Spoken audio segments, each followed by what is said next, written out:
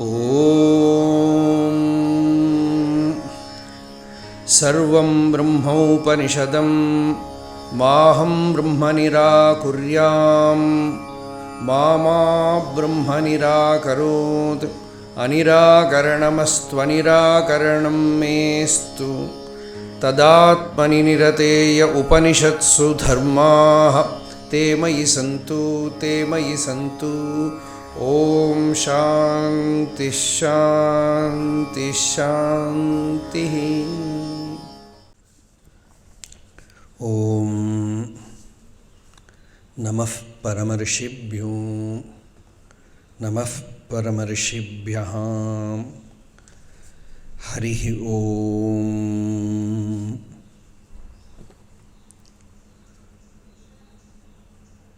यस्यान्तन्नादिमध्यं न हि करचरणं नाम गोत्रं न सूत्रं नो जातिर्नैव वर्णा न भवति पुरुषो नानपुंसं न च स्त्रीं नाकारं नो विकारं न हि जनिमरणं नास्ति पुण्यं न पापं तत्त्वं नो तत्त्वमेकं सहजसमरसं सद्गुरुं तं नमामि। सदाशिवसमारम्भां शङ्कराचार्यमध्यमाम् अस्मदाचार्यपर्यन्तां वन्दे गुरुपरम्पराम्। मौनव्याख्या प्रकटितपरब्रह्मतत्त्वं युवानं वर्षिष्ठान्तेव सदृशिगणैरावृतं ब्रह्मनिष्ठैः आचार्येन्द्रं करकलितचिन्मुद्रमानन्दरूपं स्वात्मा रामं मुदितवदनं दक्षिणामूर्तिमीडे वेदान्तार्थविभासकाय यतये शान्ताय सन्न्यासिने नानावादिनगेन्द्रसङ्घपवये योगीन्द्रवन्द्याय च मोहध्वान्तदिवाकराय भगवत्पादाभितां बिभ्रते तस्मै भाष्यकृते नमोऽस्तु सततं पूर्णाय बोधात्मने। अपारसच्चित्सुखवारिराशेः यस्योर्मिमात्रं भुवनं समस्तं गुहाहितं तं रमणं गभीरं चिन्ताविहीनं हृदि चिन्तयामि। देहं मृण्मयवज्जडात्मकमहं बुद्धिर्न तस्यास्त्यतो नाहं तत्तदभावसुप्तिसमये सिद्धात्मसद्भावतः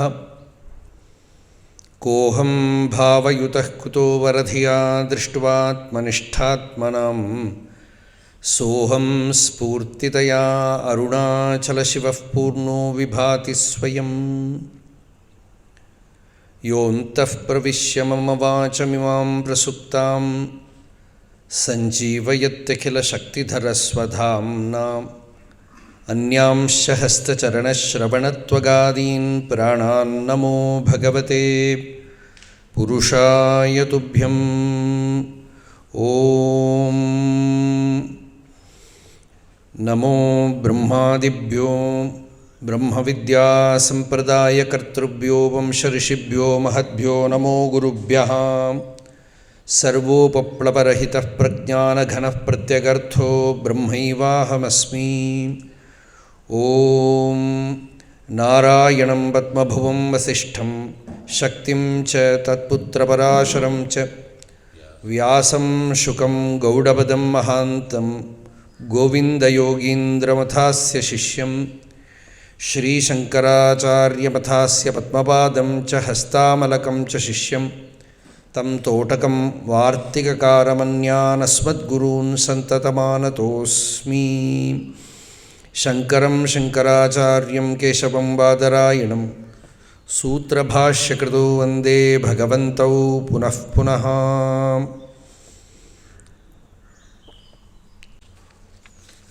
ॐ आप्यायन्तु ममाङ्गानि वाक्प्राणश्चक्षुश्रोत्रमथो बलमिन्द्रियाणि च सर्वाणि सर्वं ब्रह्मोपनिषदं माहं ब्रह्म निराकुर्यां मा ब्रह्म निराकरोद अनिराकरणमस्त्वनिराकरणं मेस्तु तदात्मनि निरतेय उपनिषत्सु धर्माः ते मयि सन्तु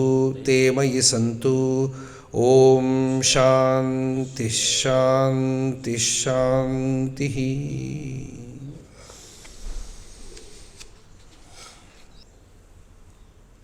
उपनिषत् परंपरे அதில் முதல்ல ஈஷாவாஸ்ய உபனிஷத்தை விஸ்தாரமாக நாம் சங்கர பாஷ்யத்தோட அடிப்படையில்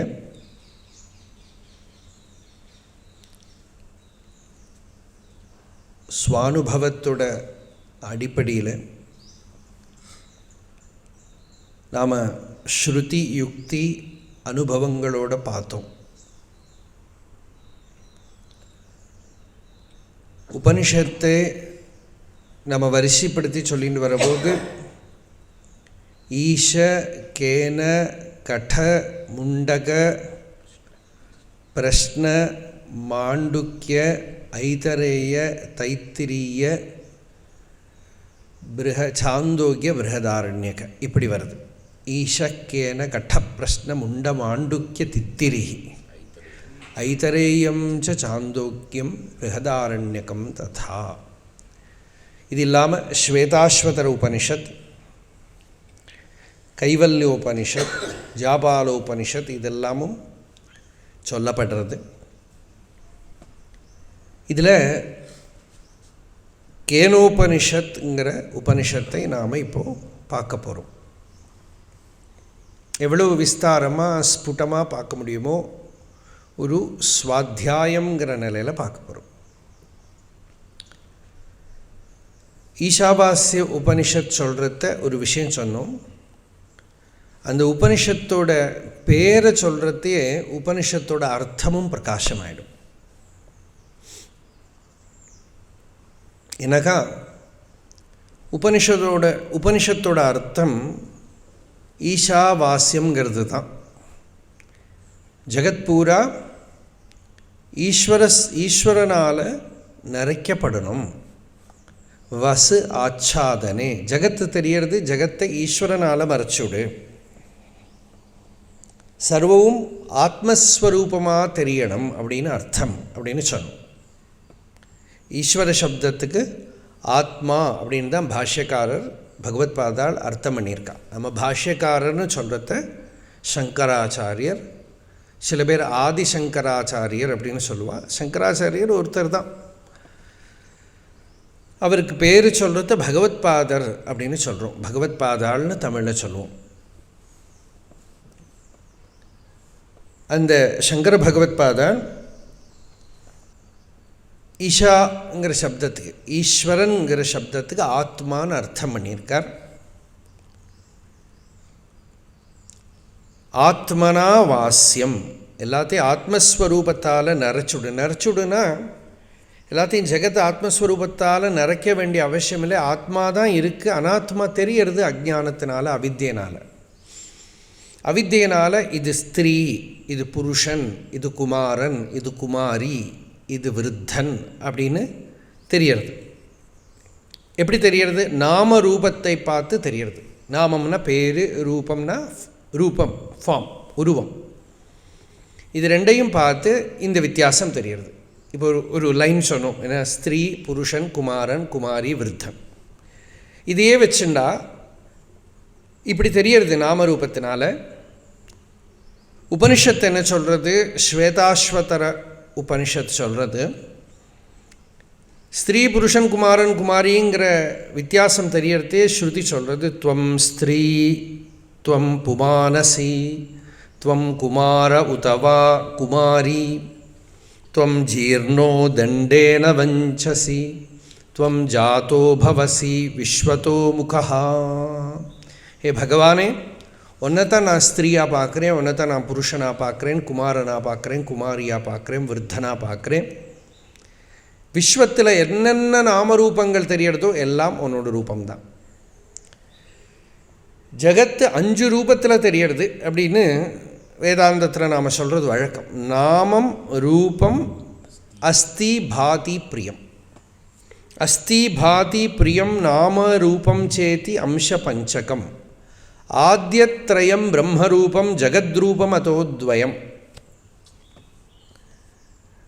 நாமரூபம் தான் எங்கே பார்த்தாலும் தெரியறது. அதோட ஸ்ருதி என்ன சொல்கிறது? அஸ்தி. அஸ்தினா இருக்கு, இருப்பு. பாதினா தெரியறது, விளங்கிறது. பிரியம்னா சுகம்னு அர்த்தம். சுகம் இருக்கிற இடத்துல தான் பிரியம் இருக்குது, பிரியம் இருக்கிற இடத்துல தான் சுகம் இருக்குது. அப்போ அஸ்தி பாதி பிரியம், இதை இன்னொரு பேரில் சொன்னோன்னா சச்சிதானந்தம். சத்து சித்து ஆனந்தம். சத்துனா இருக்குது, சித்துனா விளங்கிறது, ஆனந்தம்னாலே பிரியம். இதில் நாமரூபங்கிறது ஜகத்து, அஸ்தி பாதி பிரியம்ங்கிறது பிரம்மம், ஆத்மா அப்படின்னு.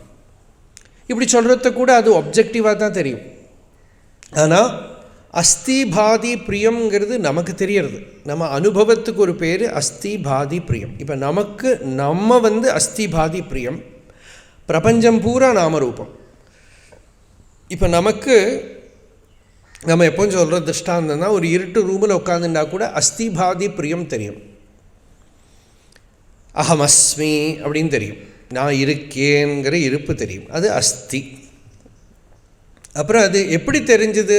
கண்ணுலையே, காதிலேயே, மூக்குலையே, நாக்குலையேனா ஸ்வயமேவ பிரகாசத்தை பாதி, தானே தானாக விளங்கிறது. அப்புறம் பிரியமோ, பிரியம் நான் மட்டுமா இருக்கிறதுல பிரியம் இருக்குது. எப்படி இருக்குது? சுஷுப்தியில் உலகம் இல்லாமல், தேகம் இல்லாமல், மனசு இல்லாமல், இந்திரியங்கள் இல்லாமல் சத்து மட்டுமா இருக்கிற இடத்துல சுகமாக இருக்குது. அதனால் அது ஆனந்தம். அப்போ சத்து சித்து ஆனந்தம். இப்போ இந்த ஆனந்தஸ்வரூபமாக இருக்கிற ஆத்மா அப்போ எனக்கு நான் அஸ்திபாதி பிரியமாக இருக்கேன், உங்களுக்கு ஒவ்வொருத்தருக்கும் நீங்கள் அஸ்திபாதி பிரியமாக இருக்கீள். உங்களோட ஸ்வானுபவம் அஸ்தி பாதி பிரியம்தான். இருக்கு, விளங்கிறது, பிரியமாக இருக்குது, சுகமாக இருக்குது. ஆனால் பிரத்தியார் பார்க்குறத இவன் இன்ன பேருடையவன், இது ஆணு, இது பொண்ணு, இது குழந்தை, நாய், பூனை எல்லாம் சொல்கிறோம். எல்லா வித்தியாசமும் நாமரூபத்தை பார்த்து தான். இது ஆணு, நாமரூபத்தை பார்த்து தான். இது பொண்ணு, நாமரூபத்தை பார்த்து தான். இது நாய், நாமரூபத்தை பார்த்து தான். யாருக்குமே அவனவனை ஆணாகவோ பெண்ணாகவோ நாயாகவோ பூனையாகவோ கிளியாகவோ மரமாகவோ அனுபவிக்க முடியாது. எல்லாருக்கும் அவாவாளை அஸ்தி பாதி பிரியமாக தான் அனுபவிக்க முடியும். இருக்கு, விளங்கிறது, ஆனந்தமாக இருக்குது, பூர்ணமாக இருக்குது.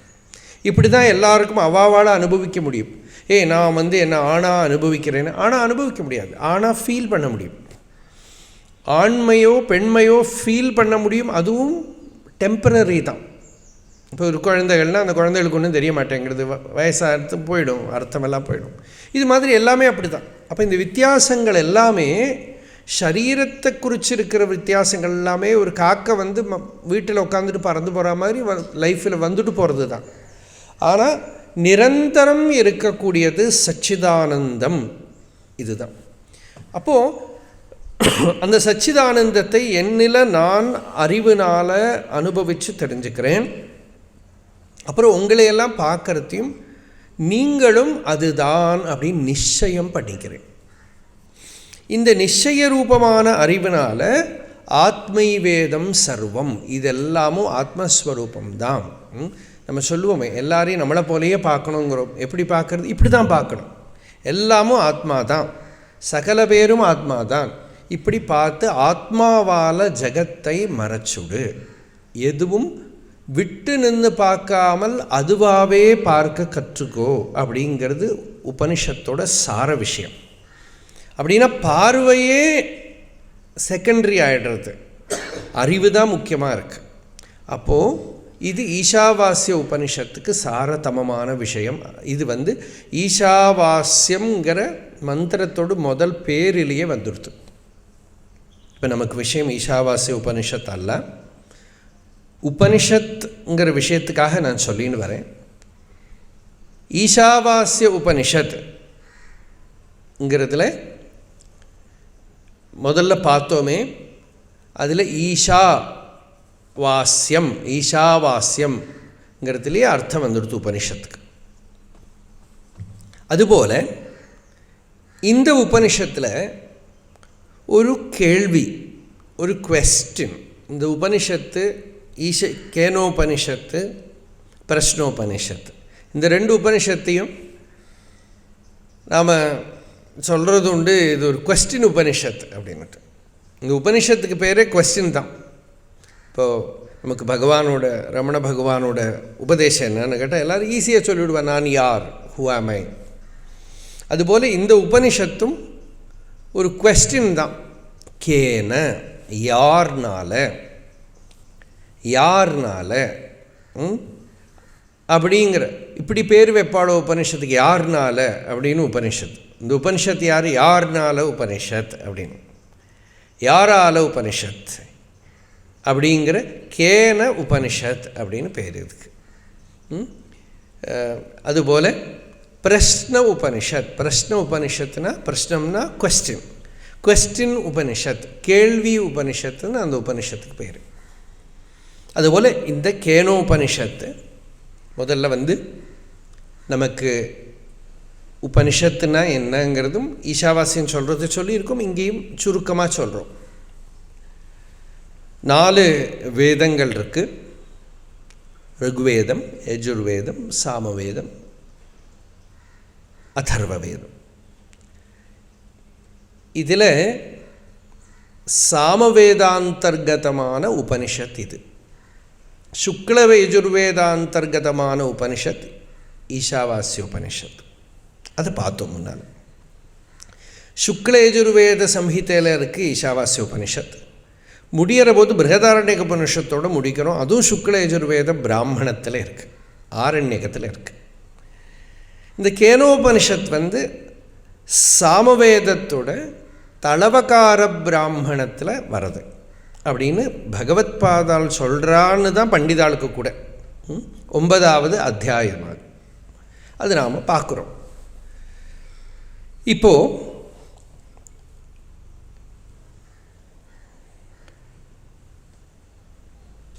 இந்த உபனிஷத் சப்தத்தினால என்ன அர்த்தம் குறிக்கப்படுறது? எல்லாருமே கொஞ்சம் அத்தியாத்ம வாழ்க்கைக்கு வந்தவா, வேதாந்தம் படித்தவா, ஸ்பிரிச்சுவல் லைஃபுக்கு வந்தவாள் எல்லாருக்குமே உபனிஷத்துங்கிறது எல்லாரும் கேள்விப்பட்டிருப்பான்.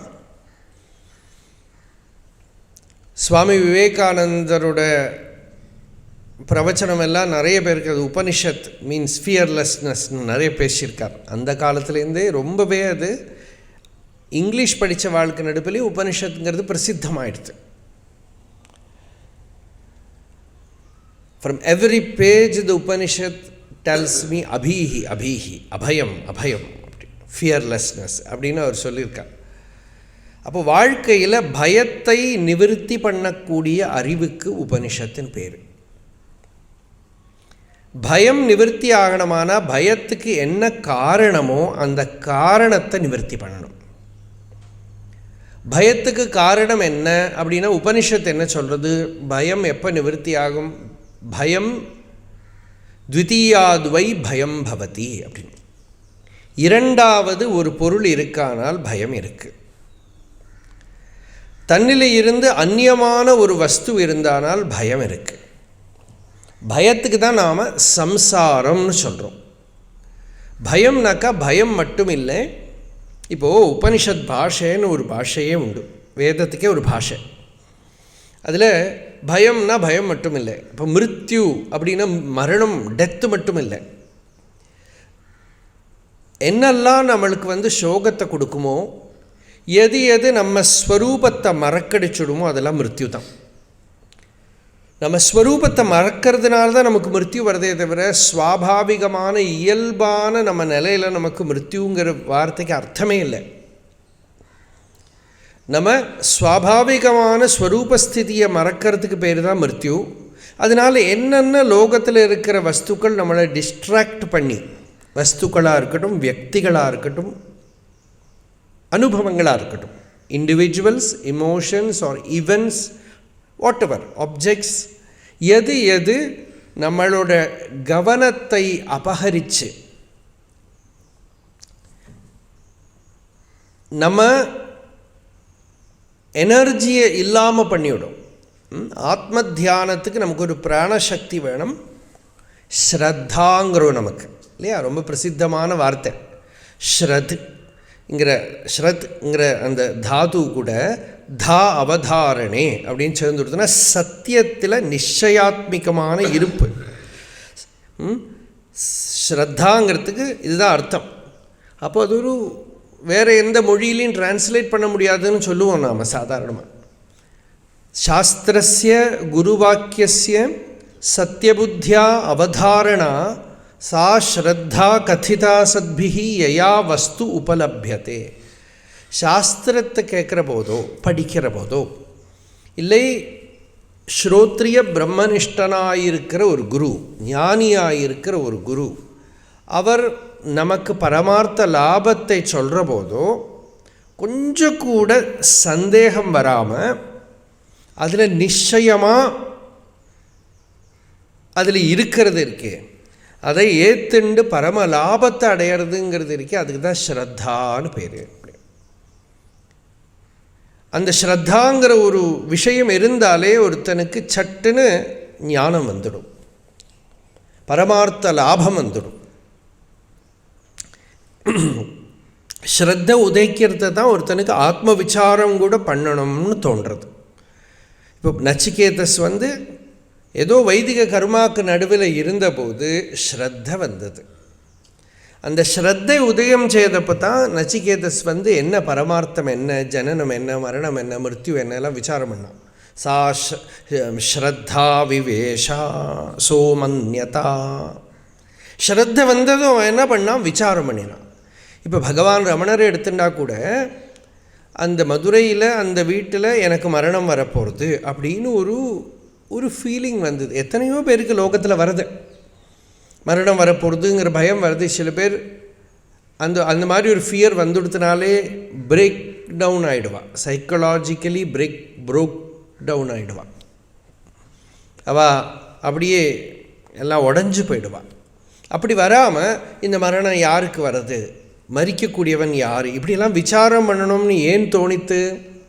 ஸ்ரத்தா விவேஷா, அதான் சொல்ல முடியும். ஸ்ரத்த வந்தது அந்த டைமில். இந்த ஸ்ரத்தா தேவி உள்ள உதயம் பண்ணினா, அப்போ அதனால் அந்த டைமில் அது விசாரத்தை, வாஸ்தவமான ஆத்ம விசாரத்தை ஹிருதயத்தில் கிளப்பி விட்டுடுது.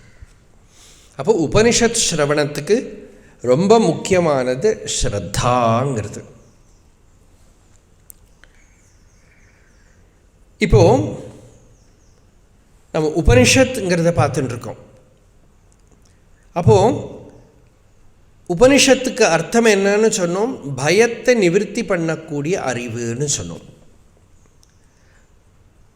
பிருஹதாரண்யக உபனிஷத்தில் ஜனகனுக்கு அந்த ஞானம் வரத்தை யாக்ஞவல்கியர் சொல்கிறார், நீ பயத்தை கடந்துட்ட, அபயம் வை ஜனக பிராப்தோசி, நீ யூ ஹவ் அட்டைன்ட் ஃபியர்லெஸ்னஸ், பயத்தை தாண்டி விட்டே ஜனகான் அப்படின்னு ஜனகன்கிட்ட யாக்ஞவல்கியர் சொல்கிறார். இப்போது நம்ம பயம் என்னன்னு சொன்னோம், ரெண்டாவது வஸ்துவிலேருந்து பயம் இருக்குது. அப்படின்னா என்னென்னா, ஒன்றில் மட்டுமா ஆனால் பயம் இல்லை அப்படின்னா, ஒன்றுங்கிறது ரொம்ப ஒரு புதிரது. ஏன்னா ரெண்டு இருந்தால் தான் ஒன்றுக்கு மீனிங், இல்லாட்டா அதை ஒன்றுன்னு கூட சொல்ல முடியாது இல்லையா. தசஸ்லோகியில் பகவத்பாதால் சொல்கிறார், நச்சைக்கம் ததன்யத்விதீயம் குதஸ்யாத் நவா கேவலத்வம் நச்சா கேவலத்வம் நூன்யம் நச்சாசூன்யம் அத்வைதகத்வாத் கதம் சர்வ வேதாந்த சித்தம் பிரவீமி அப்படின்னு. அது ஒன்றுனோ ரெண்டுனோ சூன்யம்னோ அசூன்யம்னோ எதுவும் சொல்ல முடியாது. ஏன்னா அது நம்ம ஸ்வரூபம், நம்ம தான் அது, நாமளாகவே இருக்கிற வஸ்து. அப்போது அந்த நாமளாகவே இருக்கிறதுல நிறைவு இருக்குது, பூர்ணத்துவம் இருக்குது. நமக்கு முக்தியோ ஒன்றும் வேண்டாம், ஏன்னா முக்திங்கிறது நம்ம ஸ்வரூபம். ஆனந்தம் வேண்டாம், ஏன்னா ஆனந்தம்ங்கிறது நம்ம ஸ்வரூபம். சாந்திங்கிறது நம்ம ஸ்வரூபம். பந்தமில்லாதது நம்ம ஸ்வரூபம். ஆனால் ரெண்டாவது ஒரு பொருளை நாம் ஒத்துண்டுட்டோம்னா எதை நம்ம இல்லைன்னு சொன்னோமோ எல்லாம் வந்துடும். அப்போ மிருத்யோகோ ரூபாணி அப்படி ஸ்ருதி சொல்லித்து ஆத்மாவிலேருந்து அந்நியமாக இருக்கிற வஸ்துக்கள் எது எது நம்மளை ஆத்மாங்கிற அனுபவம் ரொம்ப சகஜம். அனாத்மாங்கிற அனுபவம் தான் வெளியிலேருந்து வருது. இல்லை நான் சரீரம், அது யாராவது சொல்லிக் கொடுக்க வேண்டியிருக்கு இல்லையா? ஒரு குழந்தை பிறந்ததுலேருந்து அவனோட கண்ணு எங்கே, மூக்கு எங்கே, காது எங்கே எல்லாம் கேட்டு சொல்லிக் கொடுக்குறோம். தேகத்தை நான்கிறது பிடிச்சி நிறுத்த வேண்டியிருக்கு. எத்தனை பிடிச்சி நிறுத்தினாலும் தூங்கிறத போயிடுறது, மரணத்தில் போயிடுறது. பூர்வ ஜென்மாவில் இருக்கிற சரீரம் ஏதாவது ஞாபகம் இருக்கா? ஒன்றும் இல்லை. அப்போது தேகாபிமானம்ங்கிறது பிரமாணமே இல்லாத விஷயம், பிராமாணிகமே அல்ல. நாம் ஆத்மாங்கிறது தான் பிராமாணிகமான அறிவு. நாம் சுத்த போதஸ்வரூபா. எது அகங்கிற அனுபவ ரூபமாக இருக்கோ அது சுத்த போதஸ்வரூபா. அது உணர்வே ஸ்வரூபமாக இருக்குது. அது நித்திய சித்தமான அறிவு. அந்த அறிவுக்கு நமக்கு ஒரு பிரமாணமும் வேண்டாம். எல்லா பிரமாணங்களுக்கும் பிரமாணமாக இருக்கக்கூடிய அறிவு அது. அப்போது அந்த அறிவு இன்னமும் ஒரு பாயிண்ட்டு கூட இப்போ ஞாபகம் வரத்தையே சொல்லி விட்றேன். பிரகதாரண்ய உபனிஷத்தில் ஒரு போர்ஷன் வருது. அங்கே இந்த பிரமாணபூதமாக இருக்கிற அறிவு நான் சொன்னேனோ இல்லையோ, அகம்ங்கிறது, இந்த அகங்கிறதே தான் உபனிஷத்துன்னு கொடுத்து. உபனிஷத்து அகமிதி உபனிஷத் அப்படின்னு கொடுத்து. உபனிஷத்துக்கு பகவத்பாதாலோ இல்லை வேறு யாருமோ கூட அதை ரெஃபர் பண்ணி தெரியலை நமக்கு. ஆனால் நம்ம அதை எங்கேயோ ஒரு இடத்துல கண்ணில் பட்டுது. அது இந்த அத்தியாத்மத்தில் அகம் இது உபனிஷத். அப்படி நான்கிற உணர்வு ரூபமாக எது விளங்கிறதோ, சத்தாச்சித் சுகஸ்வரூபமாக இருக்கோ அதுவே உபனிஷத்துன்னு கொடுத்து. ஏன்னா உபனாக்க பக்கத்தில் அந்த நிஷத் அப்படின்னு நிஷீததி இருக்குது. உபனிஷன்னம் வா அஸ்மின் ஸ்ரேயா. பெரிய ஸ்ரேயஸ் எல்லாம் இதில் தான் உட்காந்துன்னு இருக்குது, எல்லாம் அதுலேயே நிறைஞ்சு இருக்குங்கிறதுனால அதுக்கு உபனிஷத்துன்னு பேர். ரொம்ப பக்கத்தில், நம்ம தேடவே வேண்டாம். இந்த அர்த்தத்தில் தான் பகவான் ரமணர் கூட தேடாது உற்ற நல் திரு அருள் நிதி அப்படின்னார். கொஞ்சம் கூட தேடாமல் எஃபர்ட்டு போடாமல் நமக்குள்ள பக்கத்தில் நித்திய சித்தமாக இருக்கிற பெரிய ட்ரெஷர் நிதி. அப்போ அந்த நிதி தான் உபனிஷத். அப்போது உபனிஷத்து தான் அறிவுங்கிறது கூட போயிடுது. இப்படி பார்க்குறது ஆத்மாக்கே ஒரு பேர் உபனிஷத்து. புஸ்தகங்கிற பேர் கூட விழுந்து போயிடுது. அப்போது உபனிஷத் சப்தத்துக்கு ரொம்ப பக்கத்தில் உட்கார்ந்துருக்கிற ஏதோ ஒன்று அப்படின்னா என்ன? ஆத்மாவுக்கு தான் உபனிஷத்துன்னு பேர், பகவானுக்கு தான் உபனிஷத் பேர், நம்ம ஸ்வஸ்வரூபத்துக்கு தான் உபனிஷத்துன்னு பேர். இனி அந்த உபனிஷத்தும் அதோட பற்றி இருக்கிற அறிவும் ரெண்டு இல்லை. அதனால் அந்த அறிவுக்கும் உபனிஷத்துன்னு பேர். அந்த அறிவு உபனிஷத்துனா ஞானத்துக்கு தான் உபனிஷத்துன்னு பேருன்னு கட்டோபனிஷத் பாஷ்ய ஆரம்பத்தில் பகவத்பாதால் விஸ்தாரமாக சொல்லியிருக்கான். சதேர் தாதோஹோ விசரணகதி அவசாதனார்த்தஸ்ய க்விப்ரத்யாந்தஸ்ய ரூபம் உபனிஷத் இது. சதுங்கிற தாது, அதுக்கு அவசாதனம். அவசாதனம்னா இல்லாமல் பண்ணுறது, தளர்த்துறது, நான் அழிக்கிறது. எதை அழிக்கிறது? அஜ்ஞானத்தை, அவித்யை நீக்கிறதுனால அதுக்கு உபநிஷத், உபநிபூர்வகஸ்ய க்விப்ரத்யாந்தஸ்ய. இதெல்லாம் கிராமர், நம்ம இப்போ கிராமர் படிக்க உட்காரலையே. உபநிபூர்வஸ்ய க்விப்ரத்யாந்தஸ்ய. உபநிங்கிறதுக்கு அப்புறம் சதுங்கிற ஒரு தாத்து, தாத்துனா ஒரு ரூட் வேர்டு, அந்த ரூட்டோடு சேர்ந்து உபனிஷத்துன்னு வந்தது. அப்போ உபனிஷத்துனா ஞானம், ஆத்ம ஞானம் அப்படின்னு தான் அர்த்தம். இந்த ஆத்ம ஞானம் என்ன பண்ணுறது? விசரண கதி அவசாதனம்னு சொல்லணும். இல்லாமல் பண்ணுறது, அழிக்கிறது. எதை அழிக்கிறது? அவித்யை அழிக்கிறது. என்ன அவித்யை? ஆத்மாவிலேருந்து அந்நியமான வஸ்துக்கள் ஏதோ இருக்குது, ஆத்மாவிலேருந்து வெளியில் ஏதோ ஒன்று அடையணும், எதையோ மாற்றணும், சேஞ்ச் பண்ணணும்.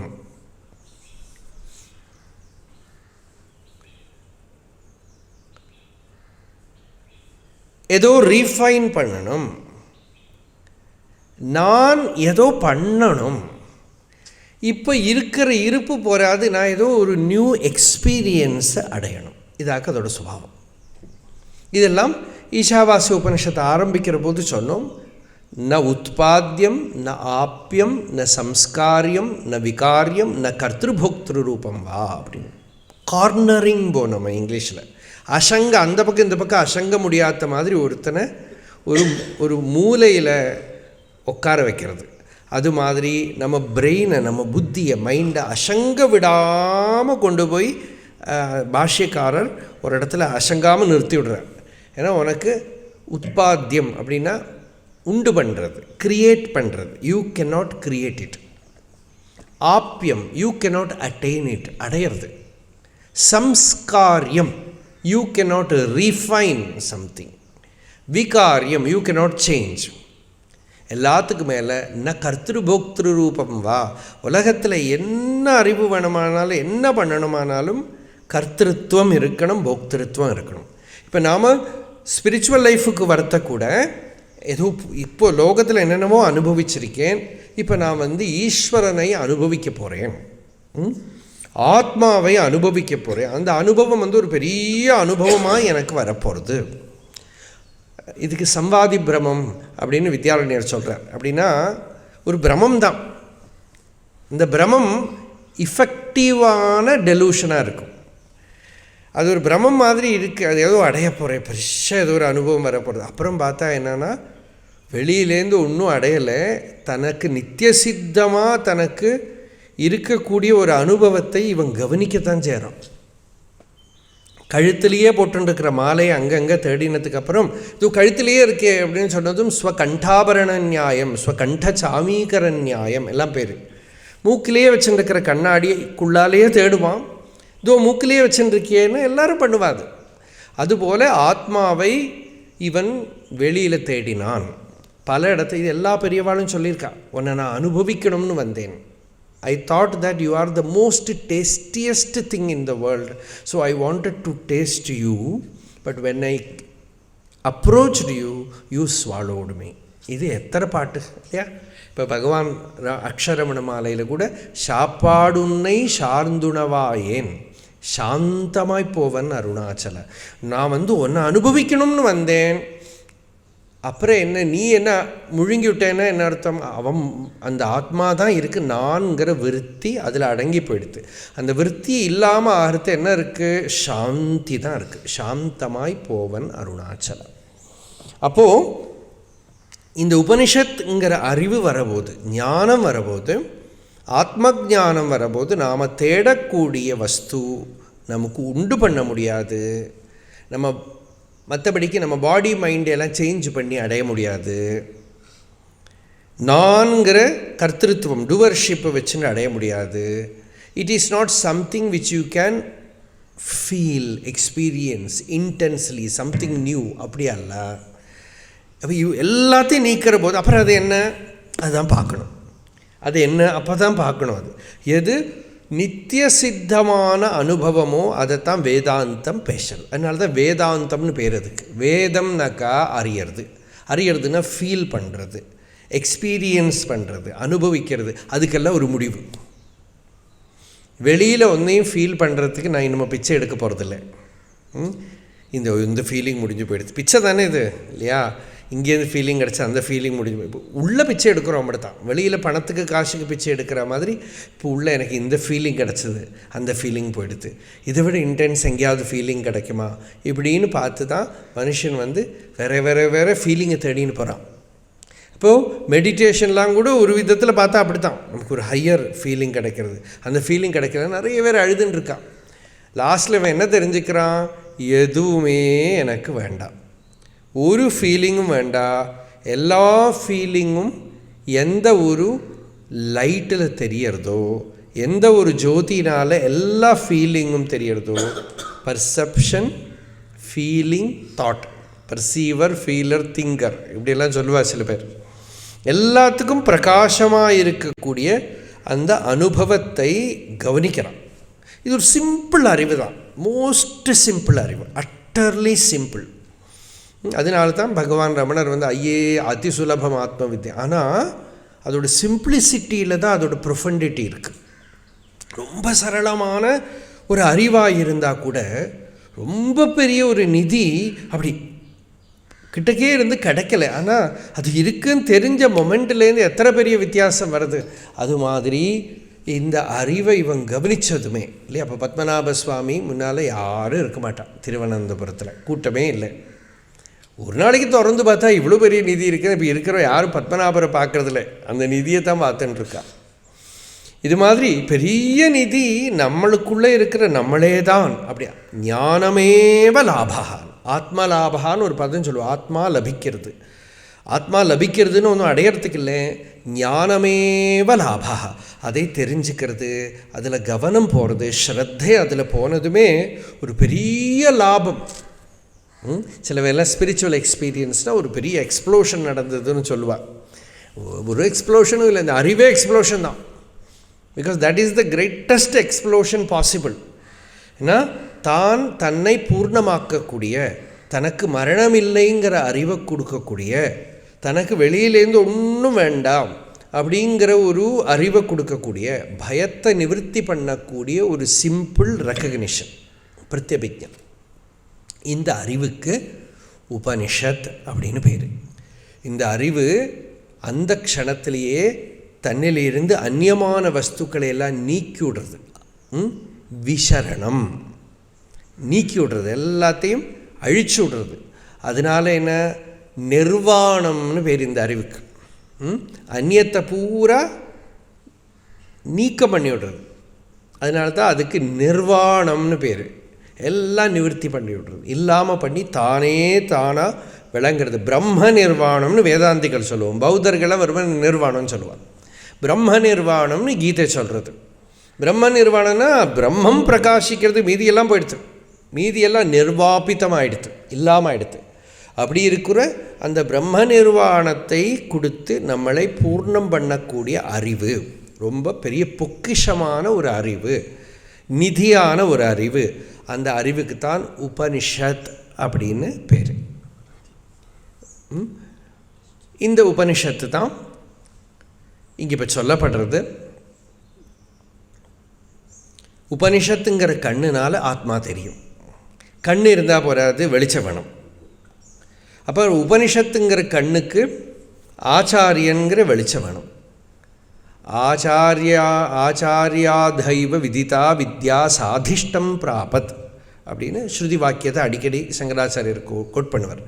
ஒரு அனுபவஜனாக இருக்கிற குரு வாக்கியத்திலேருந்து அதை ஸ்ரவணம் பண்ணினா சாதிஷ்டம் அப்படின்னா சாதுதமம், அது நமக்கு சித்தமாயிடுறது, கன்விக்ஷன் வந்துடுறது, பூர்ணமான ஒரு திருப்தி, நிறைவு வந்துடுறது.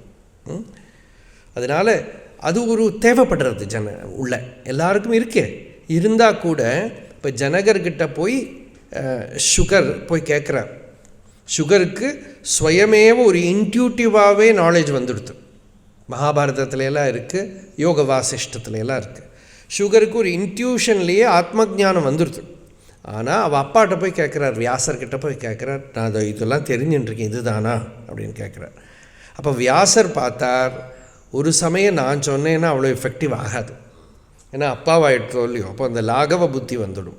அதனால் நீ ஜனகர்கிட்ட போ அப்படின்னு சொல்லி ஜனகர்கிட்ட அனுப்புகிறார். அந்த வித்தியோட மிஸ்டரி அது. எனக்கா ஜனகரோ ஒரு பெரிய ராஜா கிட்ட போய் இவரையே அனுப்புகிறார்னா இந்த வித்தியோட சுவாதந்திரியத்தை காட்டுறது. அது இந்த வித்தியை வந்துடுத்தானா சக்கரவர்த்தியில் கூட ஒரு சமயம் அது பார்க்கலாம், சன்னியாசிகள்கிட்ட கூட சிலப்போ பார்க்க முடியாது. அதனால் அந்த வித்தியை தெரிஞ்சுக்கிறதுக்கு ஜனகர்கிட்ட அனுப்புகிறார். அப்போ ஜனகர்கிட்ட போய் ஒன்றும் பெருசாக இல்லை, இவரை நிறைய டெஸ்ட் பண்ணதாலாம் சொல்லுவாள். ஜனகர் வாசலையே உட்கார வச்சார், எண்ணத்தினாலே அவர் ஒரு விதத்திலே அவருக்கு ஒரு விக்ஷோபமே வரலை உள்ள சுகருக்கு. அப்புறம் உள்ளே வந்தப்போ ஜனகருக்கு ஒன்றும் கேட்குறதுக்கு இல்லை. இருந்தாலும் சரி சுவாமி நீங்கள் என்ன தெரிஞ்சுட்டுருக்கேன்னு கேட்குறாரு ஜனகர். தான் தெரிஞ்சின்றதையெல்லாம் சுகர் சொல்கிறார், இவ்வளவுதான் அப்படின்னா. இங்கே எது தெரிஞ்சுட்டுருக்கோ இதுதான்ப்பா பூர்ணம், ஒன்றும் அடையறதுக்கு இல்லை அப்படின்னா. அவ்வளவுதான். அந்த தெரிஞ்சின்றதோடு கூட அவர் என்ன பண்ணார், அப்படியே போய் ஏகாந்தமாக சௌக்கியமாக போயிட்டார். அப்போ எங்கேருந்தோ ஒரு இதுதான் அது அப்படின்னு சொல்லணும். அதுக்கு தான் குரு, ரொம்ப பக்குவமானவாளுக்கு அதுக்கு தான் குரு. ரொம்ப பக்குவ நிலையில் இன்னும் கிளாஸ் எடுக்கிற வேலையெல்லாம் கிடையாது. இதுதான் அது, தத்வை தது அப்படின்னு யாரோ சொல்லணும் மட்டும். அப்போவே அந்த பூர்ண திருப்தி நிறைவு வந்துடும். அப்போ அந்த நிறைவுக்காக பகவான் ரமணர் கூட அக்ஷரமண மாலையில் அருணாச்சலேஸ்வரர்கிட்ட சொல்கிறார், அது என்னதுன்னு தெரியாமையே அதுவாக இருக்கேன், இதுதான் அது நீ சொல்லேன் அப்படிங்கிறார். இதுதான் தத்துவம் தெரியாது அத்தனை உற்றாய், தத்துவம் இது என் அருணாச்சல. பெரிய சீக்ரெட் இது தான். தத்துவம் தெரியாட்டா கூட அந்த ஆத்மஸ்வரூபமாகவே எல்லாரும் இருக்கா. ஆனால் இதை கேட்டு தெரிஞ்சிக்க வேண்டியிருக்கு. அப்போது இதுக்கு தான் உபனிஷத்துன்னு பேர். இந்த உபனிஷத்தை நாம் இப்போது முதல்ல ஈஷாவாஸ்ய உபனிஷத் பார்த்தோம். இப்போ கேனோபனிஷத்துங்கிற இந்த உபனிஷத்துக்குள்ளே நாம் பிரவேசம் பண்ணுறோம். கேன அப்படின்னா யார்னால, என்னத்தினால அப்படின்னு பார்க்குறோம். இந்த கேன அப்படிங்கிறதுலேருந்து நமக்கு இந்த உபனிஷத்தோட பேர் கிடைக்கிறது. இதுக்கு உபனிஷத்துக்கு ஒன்றும் பேர் ஒன்றும் இல்லை, தெரிஞ்சுதா? அந்த உபனிஷத்துலேயே ஏதோ ஒரு வார்த்தையை வச்சுன்னு அந்த பேர் சொல்லப்படுறது. அப்போ கேன உபனிஷத்து. இந்த உபனிஷத்துக்கு சாமவேதாந்தர்கதம்னு சொன்னோம், தளவகார பிராமணத்தில் வர்றதுன்னு சொன்னோம். சங்கராச்சாரியரோட பாஷ்யம் இருக்கக்கூடிய 10 உபனிஷத்தில் இது ஒன்று. ஒரு ஸ்பெஷாலிட்டி கூட இதுக்கு சொல்லப்படுறது என்னதுன்னா, இதுக்கு மட்டும் 2 பாஷ்யம் இருக்குது. இந்த உபனிஷத்துக்கு மட்டும் 2 கமெண்ட்ரிஸ் இருக்குது, 2 பாஷ்யம் இருக்குது. அந்த 2 பாஷ்யம் இருக்கிறதுனால அது சின்ன ஒரு பேர் வித்தியாசம் கொடுத்துருக்கா.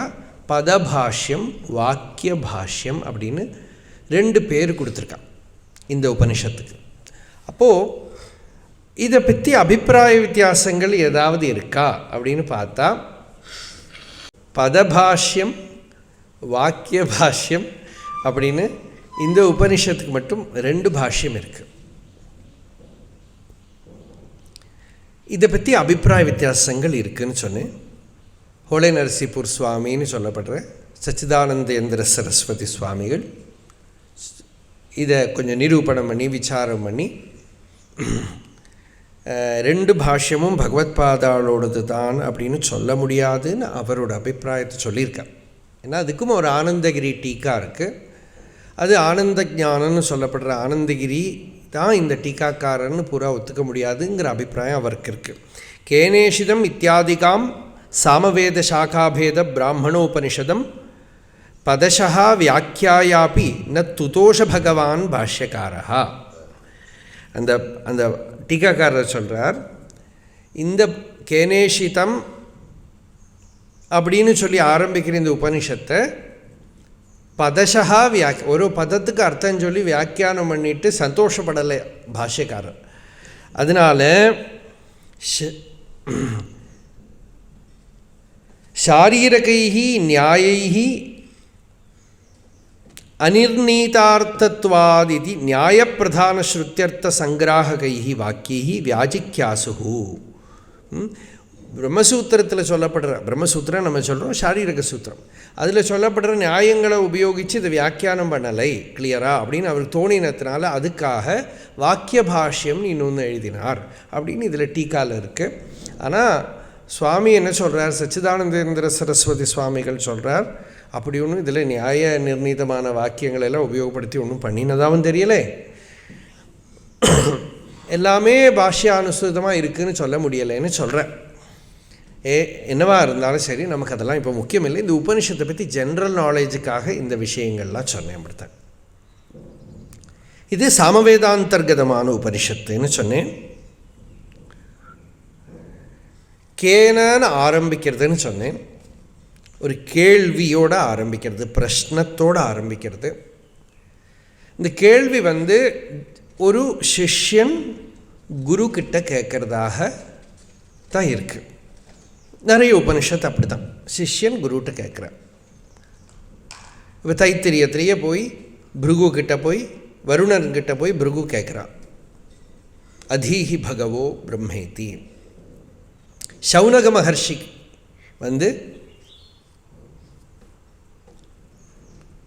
அங்கிரசன்கிட்ட போய் கேட்குறார், கஸ்மின் பகவோ விஜ்ஞாத்தே சர்வமிதம் விஜ்ஞாதம் பவதி அப்படின்னு முண்டகோபனிஷத்.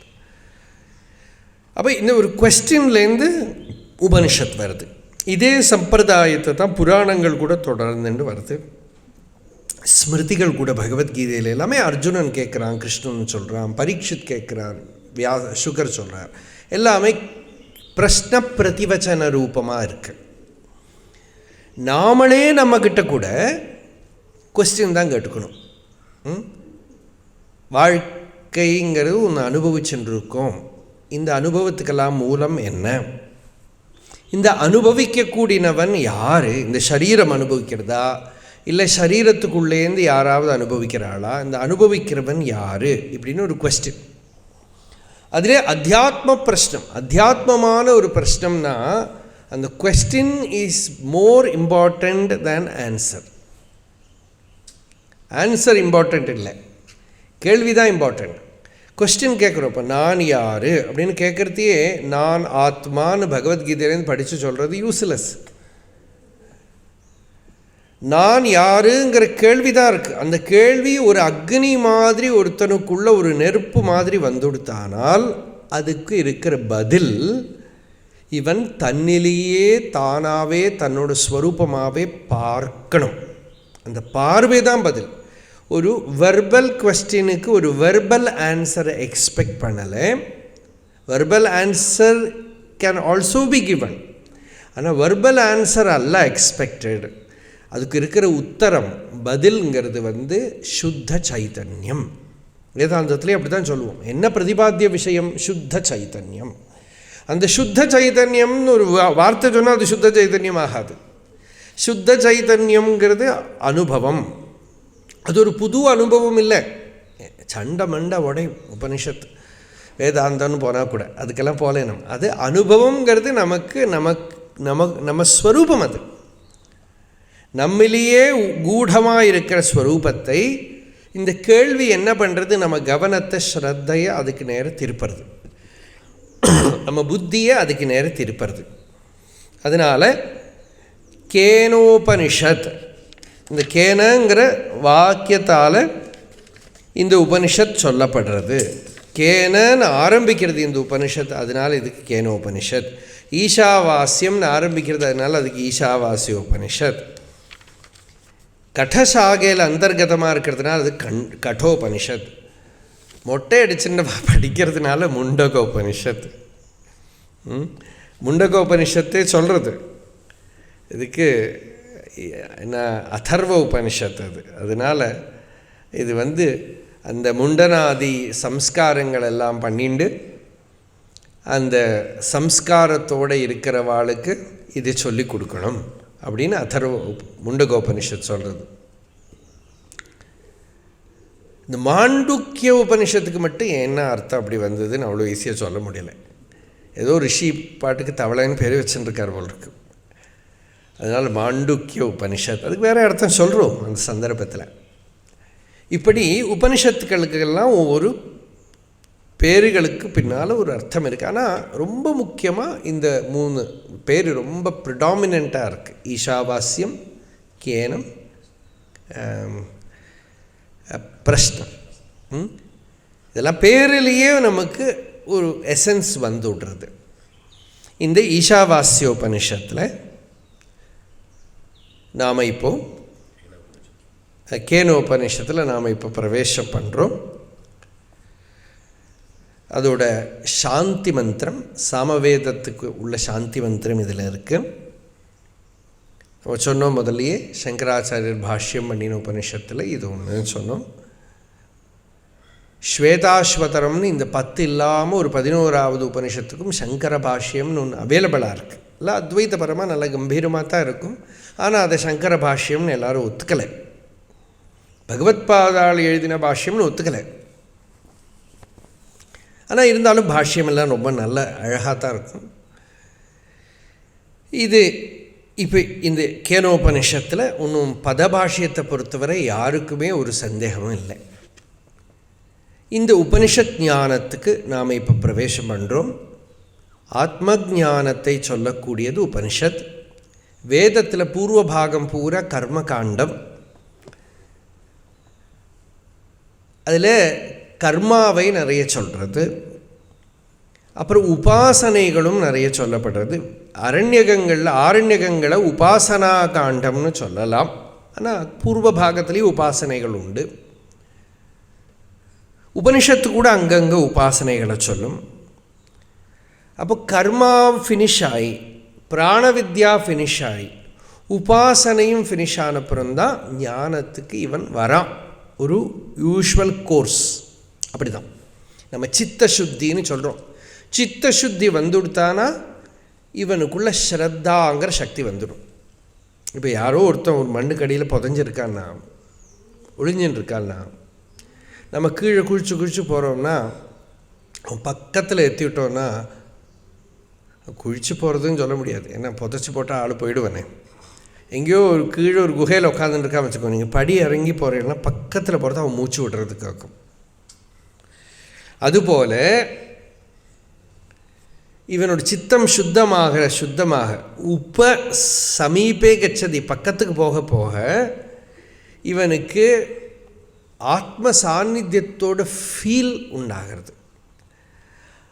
அதுதான் இவனுக்குள்ள ஸ்ரத்தையா ஜனிக்கிறது. இப்போது உபனிஷத்தே ஆத்மாவே ஒருத்தனுக்கு தீட்சை கொடுக்கறதுன்னு சொல்கிறோம். ஆத்மாவே ஒருத்தனை இனிஷியேட் பண்ணுறது ஸ்பிரிச்சுவல் லைஃபுக்கு. ஆத்மாவே இனிஷியேட் பண்ணுறத தான் அவனுக்கு ஆத்ம ஞானம் உண்டாகும் அப்படின்னு சொல்கிறோம். ஆத்மனைவ ஆத்மா பிராப்பியதே, ஆத்மாவாலே தான் ஆத்மா கிடைக்கப்படுறது, ஆத்மாவே தன்னை ரிவீல் பண்ணுறது அப்படின்னு. யார் எந்த சாதகனுக்கு தகுதி இருக்கோ, எந்த சாதகன் எனக்கு ஆத்மாவை வேணும், சாட்சாத்காரம் வேணுங்கிற ஒரு பாவபக்தி வந்துடுத்தோ, அவனுக்கு ஆத்மாவே இவனுக்கு தன்னை பிரகாசப்படுத்தி கொடுக்கறதுன்னு ஸ்ருதி சொல்கிறது. அப்போ அந்த பிரகாசப்படுத்தி கொடுக்கறதுக்குள்ள டைம் ஆகிற போது இவனுக்குள்ள ஸ்ரத்த வரும். ஸ்ரத்த வந்துடுத்துனா என்ன அர்த்தம்னா சென்டர்டான திங்கிங் வரும், ரியலி சென்டர்டு திங்கிங் வரும். அப்படின்னா இவன் எதையாவது தன்னை பாதிக்காத விஷயங்களில் அவன் அலம்புத்தியோடு இருப்பான். He will not be interested. அது என்னவோ ஆயிட்டு போட்டுன்னு இருப்பான். பிற விஷயங்களில் அந்யாவாச்சோ விமுஞ்சத அப்படின்னு உபனிஷத்தை சொல்கிறது. தமேவைக்கம் தியாயத ஜானத ஆத்மானம், ஆத்மாவை மட்டும் தெரிஞ்சுக்கோ, மீதியெல்லாம் விட்டுடுன்னு ஸ்ருதி சொல்கிறது. ஆனால் ஒரு உத்தம சாதகன் அந்த டைம் ஆகிற போது அப்படி தான் இருப்பான்.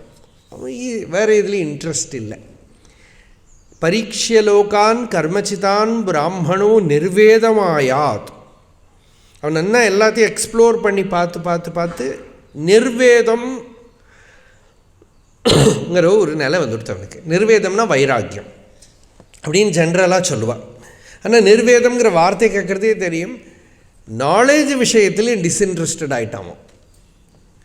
ஆத்ம ஞானேதர அறிவுகளில் இன்ட்ரெஸ்ட் இல்லாமல் போயிடுது.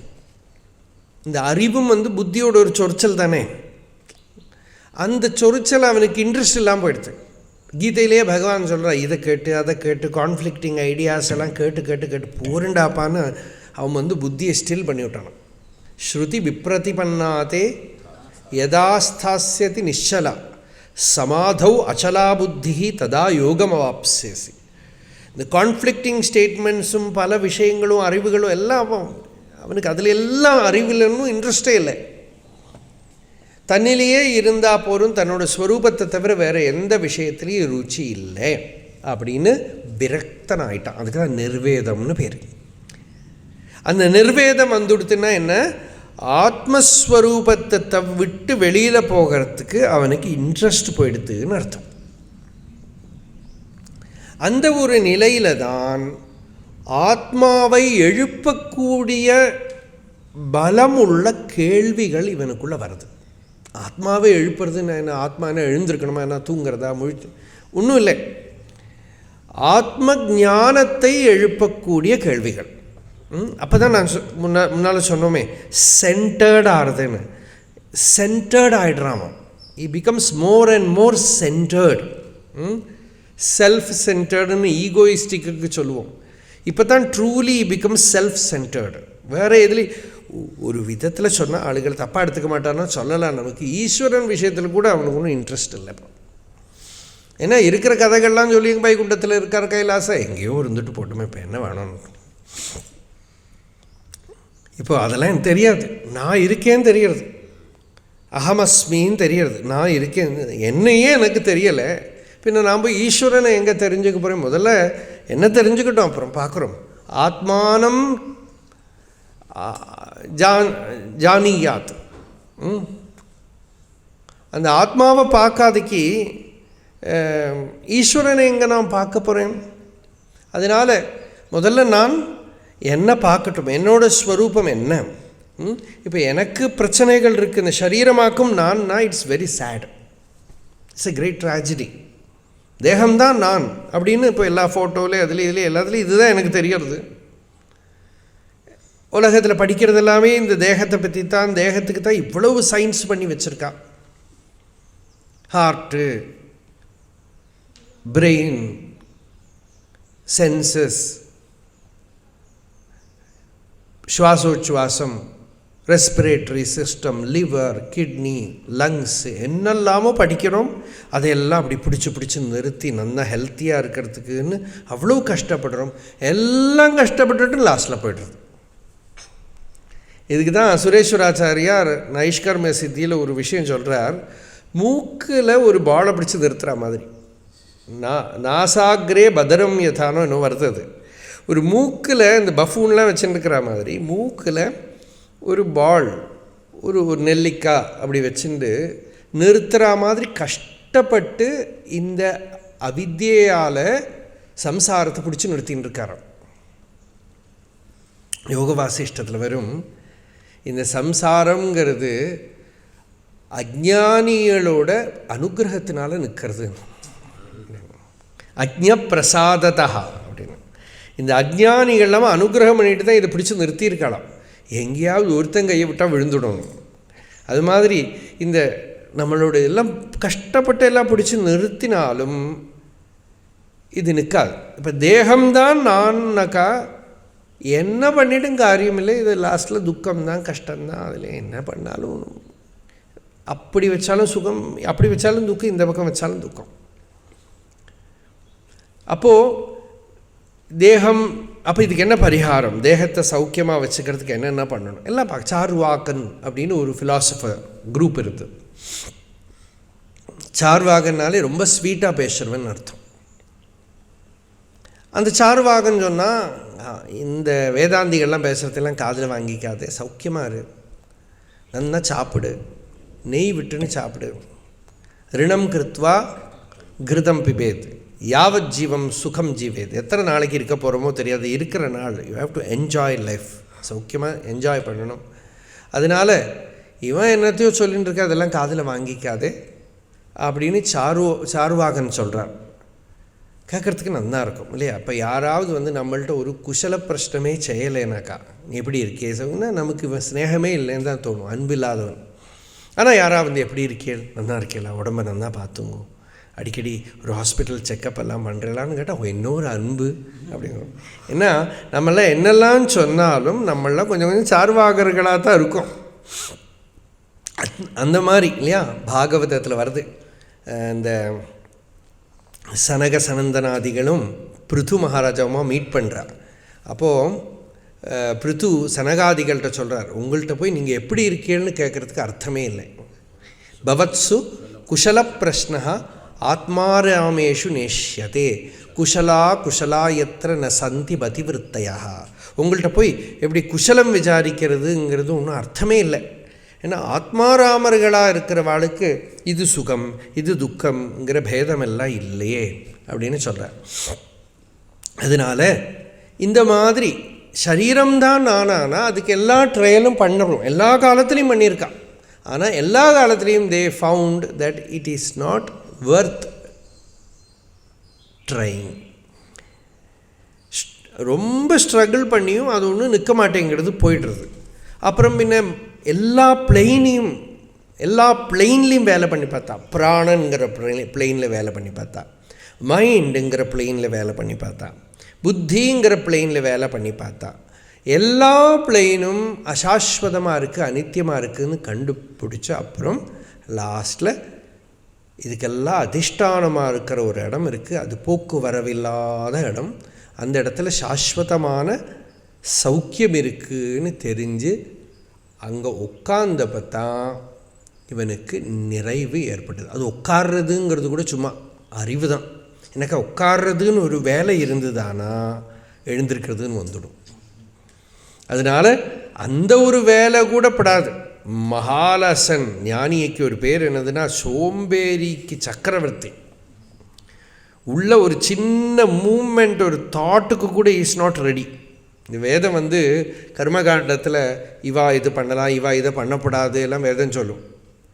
அப்போ சதாசிவ பிரம்மேந்திரால் சொல்கிறா, இந்த ஞானிக்கு ரொம்ப பிடிச்சது என்னதுன்னா இதை பண்ணாதே அதை பண்ணாதேன்னு வேதம் சொல்கிறது. அது கேட்டால் அப்படியே ஆஹா நல்ல சங்கீத கச்சேரி மாதிரி இருக்கும். ஏன்னா பண்ணுன்னு சொன்னால் தான் கஷ்டமே தவிர பண்ணாதேன்னு சொல்கிறதோ இல்லையோ.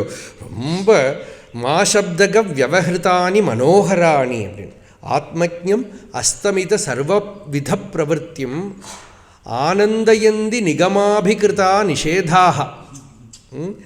அவனுக்கு வேதம் சொல்கிற நிஷேதங்கள் இருக்குது, எதை பண்ணப்படாது, நீ இங்கே வரப்படாதுன்னு சொன்னால் ரொம்ப சந்தோஷம்.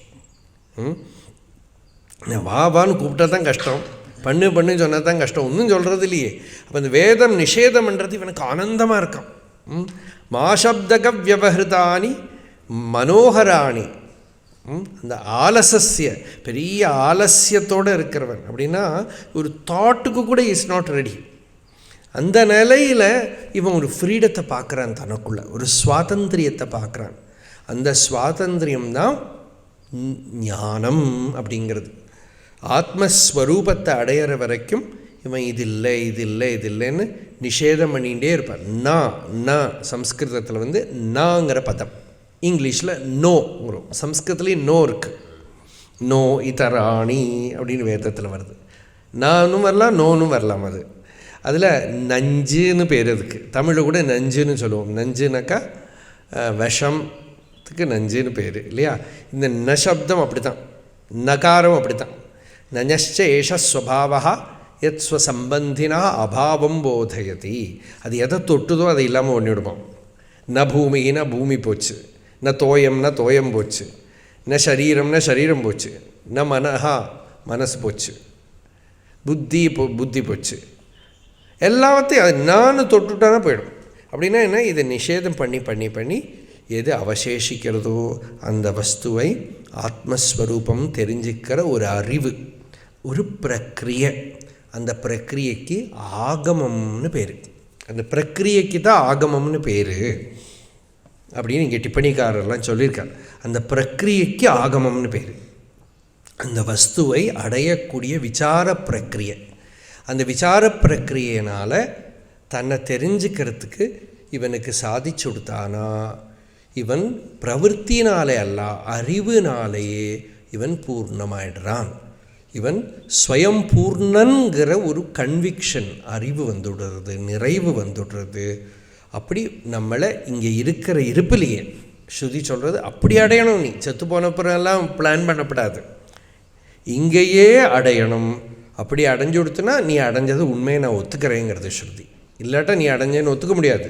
எல்லாம் அடைஞ்சாச்சு, இவன் எங்கள் அப்பா சிவலோக பிராப்தி அடைஞ்சான்லாம் போஸ்ட் கார்டு வரும் முன்னால். அந்த மாதிரியெல்லாம் இப்போ சரியாகாது. இங்கே இக சேத் அவேதீத் அத சத்தியம் அஸ்தி. நச்சேது இஹ அவேதி மகதீ வினஷ்டி.